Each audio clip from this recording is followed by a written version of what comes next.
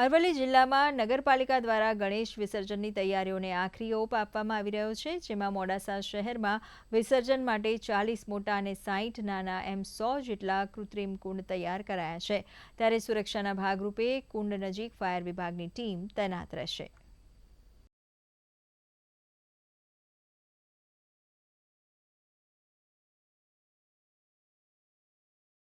મોડાસા નગરની અંદર આજે ગણેશ વિસર્જન તારીખ 6/9/2025ના રોજ શનિવારના રોજ છે. તે નિમિત્તે મોડાસા નગરપાલિકા દ્વારા સાંઈ મંદિર ઔધારી ગાર્ડન ખાતે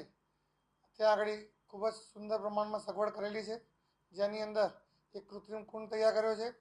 અને મોડાસાની નગરની અંદર જુદી જુદી ગણપતિની જે મૂર્તિ આવવાની તેને કૃત્રિમ કુંડની અંદર વિસર્જન કરવામાં આવશે, જેની અંદર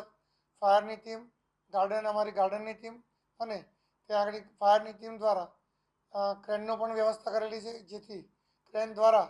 અને એ મોટી મોટી જે મૂર્તિઓ હોય એને ક્રેન દ્વારા લેવામાં આવશે અને નાની નાની મૂર્તિઓ અમારી ફાયર અને ગાર્ડન વિભાગ બગીચાની ટીમ દ્વારા ત્યાં આગળ એનું વિસર્જન કરવામાં આવશે.